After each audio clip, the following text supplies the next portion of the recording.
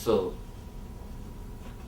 if your life is more based on the being and the consciousness, you will see you achieve a tremendous satisfaction and tremendous feeling of fulfillment happens to you.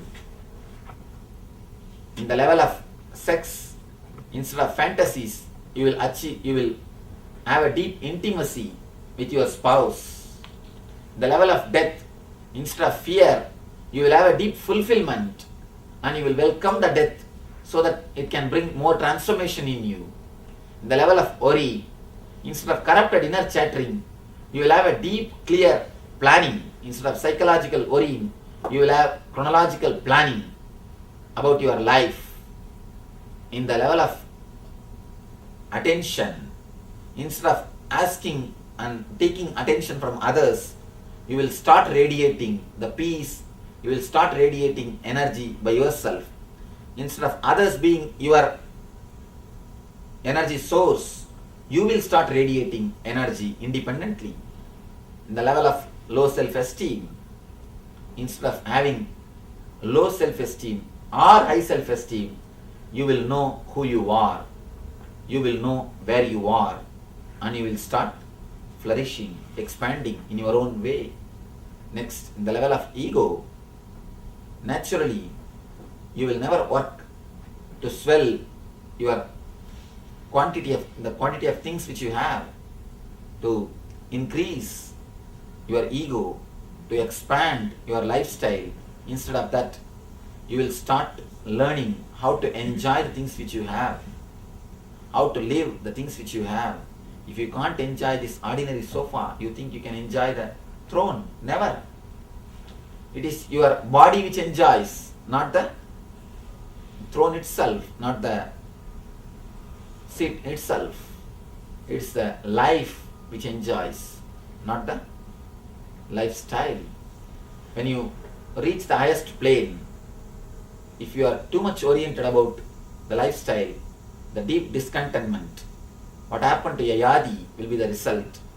And if you are oriented on the life, deep fulfillment. There are so many great masters. Shankara left the body when he was 32, Vivekananda 39, Paramashivam very young, Ramakrishna 50. There are so many people who left their life, who left their body when they were young, and they had such a deep satisfaction because they have experienced the life. If you are oriented on lifestyle, you will continuously try add more things, more years, more time in your life. If you are oriented on your life itself, naturally you will see you are totally expressing the energy and bliss. You are radiating the new consciousness. Of course, unless you experience it, it's very difficult to convince. Unless you have the glimpse of consciousness, it's very difficult to understand. For outer things, you have a solid proof, logic, facts and figures. For the science, you have a clear facts and figures. But for the inner world, the problem is the experience is the only proof. It is something beyond logic. But all great things start beyond logic. Somebody asked me, Swamiji, why don't you give some solid proof for God, the existence of God? I told him, the moment God is proved, the logic will become more bigger, the logic will become greater than God himself. God is great because he is never proved by logic. If he is proved by logic, then logic will become great. God will become only secondary. So, the very existence of the God is great because he can never be proved by the logic. He is something beyond, far, far, far away from the logic. The same way, life is never logical, it is paradoxical. It is something beyond logic. When you try to work based on the logic, you miss the very life itself. Let you go through these great ideas Let these great ideas sink in your being. Let this awareness and consciousness flower in yourself.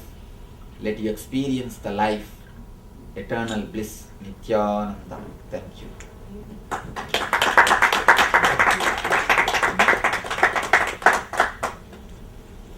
If you want to have a few minutes for question answer, you are welcome, or we will finish. One thing, you said a successful person, when he achieved and something happens and they go to depression, there is 3 ways you said. One is drugs. What is that? The another one is addiction, drugs. The another one is suicide. Maybe instant, not immediately committing suicide, or slowly just getting faded away, staying the same depression and dying. The third one, very few intelligent guys, they decide meditation. Going into the depression to see the end of it, to analyze it, to come out of it, the ultimate solution. These are 3 paths. Some choose the drugs, some choose the suicide, some choose the meditation, the transformation. So it's up to us to choose which we want. Just change the word, change your program. Instead of saying it is difficult to yourself. You see, it is when you say it is difficult, it is you who create the word difficult to yourself. And start creating the word, it is easy, it is easy, it is easy. In the beginning, mind will not believe. Just don't bother about mind. Again and again clearly say, it is easy. Your mind will say, no, it is difficult. You say, it is easy. You will start playing both games. It is easy, it is difficult, it is easy, it is difficult. Then suddenly you will see, you start playing the positive game. Now you are playing negative game. It is difficult, difficult, difficult. Just slowly change the program. Then you will start playing, it is easy, it is difficult, it is easy, it is difficult, it is easy, it is difficult.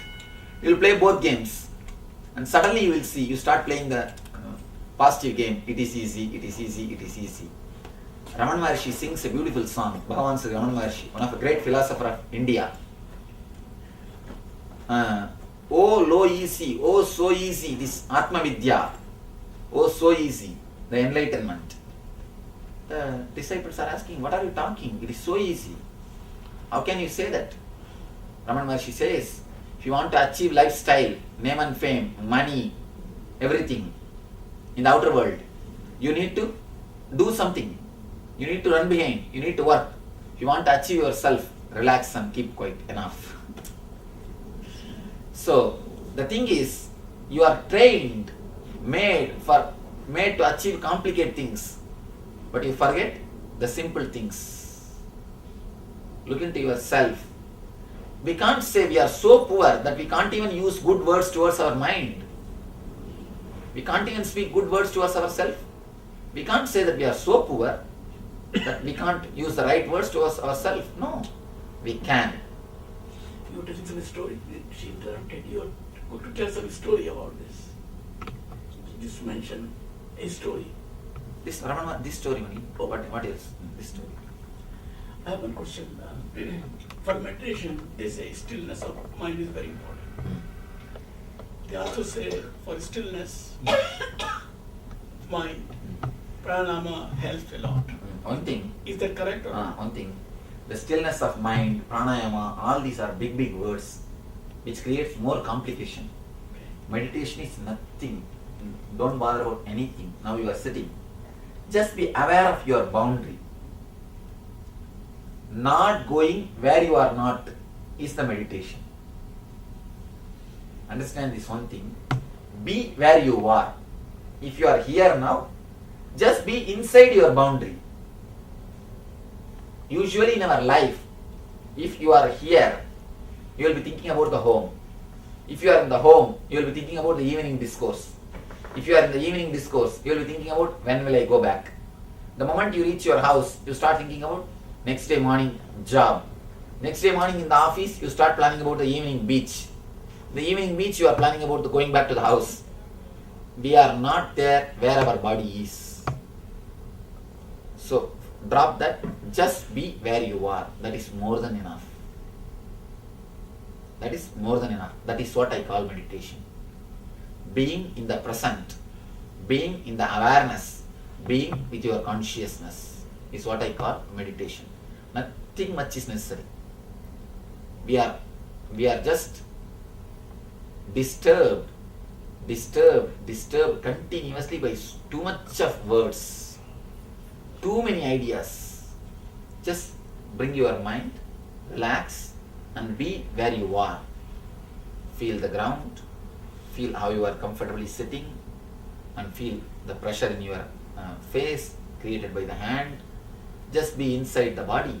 You will see, you start experiencing the life. Because it is very simple, it is very difficult to understand. But all these years in your life, you were used to be what you are right now. And it's really very hard to get out of that. And live in the present. One thing, if you are used to live in the past and the future, why do you bother? The moment you say it bothers you, you are not used, it is not your nature. Just understand a small, simple logic. When you get a headache, you try to come out of it. You take some medicine, come out of it. Because headache is not your nature. Something else, the painlessness is your nature. That's why you try to come out of it. Same way, if you say living in the future and worrying or bothering is your nature, why do you try to come out? The moment you try to come out, you know it is not your nature. So why are you attributing yourself to the worrying and the bothering? Attribute yourself to the living into the present. Say my nature is living in the present. And don't say that is my nature. That's the thing which came suddenly. Anytime it can go back. One more thing. For example, you have come from Hyderabad and settled here. For last 30 years. You forget Telugu because you don't speak. Because you don't speak, you forget. Suddenly if somebody starts speaking with you Telugu continuously, can't you remember? Simply you can remember. So the bliss or living in the moment is your own language, much more closer to you than your mother tongue. Till the age of 7 you are living in the present. So start, reclaim the forgotten language. It's nothing but a forgotten language. If living in the past and the future are worrying, if that is your nature, you will not try to escape from it. But you are worried, you are bothered, you are trying to escape. That itself proves that is not your nature. Okay? I think it is time to. Yes. One more question. You mentioned imagination at least 3 times that I can recall. One was in connection with fantasy, seeking the ideal, projecting this imagined image of an ideal mate that you search after. Again, I think you mentioned imagination in relation to self-esteem, either low self-esteem or inflated self-esteem, excessive ego, right? And when you spoke of Einstein, I was reminded of a famous quote that he made, that, in a nutshell, imagination is more important than knowledge, Einstein said. I wondered if you might explicate if there are different kinds of imagination and what the positive role of imagination is. You see, that's the problem. What Einstein says as imagination is bhavana. In Sanskrit we have 2 words, bhavana and kalpana. Bhavana means a conscious imagination. Kalpana means the unconscious brooding over. When I say bhavana means actually molding yourself. The after effect of the imagination of the what Einstein says is a visualization, and it will mold yourself. But what I said here, the imagination, let you understand these 2 words, imagination and visualization. Visualization is what Einstein says, but he uses the word imagination, but he means visualization. But the word, when I use imagination word, I use it in this meaning. In ordinary imagination, you project and you start chiseling the other person. You start molding the other person. In this visualization, you start molding yourself. If it is molding yourself, it is perfectly alright. That will help you. But if it is molding somebody else, then there is some serious problem. In all your search for ideal mate, you start molding her, you start chiseling her, you start torturing her, you start possessing her. So this is the big problem. When it is unconscious, when it is lifestyle oriented, it's an imagination. When it is life oriented, it is visualization. There is a beautiful sutra. Start feeling you are enlightened. Start visualizing Aham Brahmasmi, you will become that. You are enlightened, you will become that. It means a creative imagination, creative visualization. And what Einstein said, imagination is much more important than knowledge itself. There is a Tantra sloka, the bhavana is much more solid than anubhuti. Means that imagination is much more solid than the experience itself. So actually if you see, any conscious visualization will always mold you, will help you to grow. But the unconscious visualization, which is supplied to you by the lifestyle, which is given to you from the outside, and which is given to you like a teaspoon feeding, behind which you run, is unconscious imagination. And visualization is conscious expression. Conscious and unconscious, that's all. And also significant difference is the one finds its source within us, the other comes from outside. Yes. You see, And hence, therefore, when coming from outside it is comes beyond from our control. when it comes from inside, it is bhavana. When it comes from outside, it is kalpana. When it comes from inside, you will have enough of capacity to fulfill it, because you are Atman, you are energy. Whether we believe or not, whether we accept or not, we are divine. So the moment you create some imagination, you know how to fulfill it. You have the capacity to fulfill it. But when it is given to you by somebody, you don't have energy to fulfill it. So when it comes from inside, it is visualization. When it is given to you from outside, it is imagination. So anything conscious, it's a visualization. Anything unconscious, it is imagination. What Einstein says is conscious visualization. That is what he means by the word imagination. Thank you. So, thank you for all of you coming and sharing the bliss, and let you experience the life and experience the eternal bliss. Nithyananda. Thank you.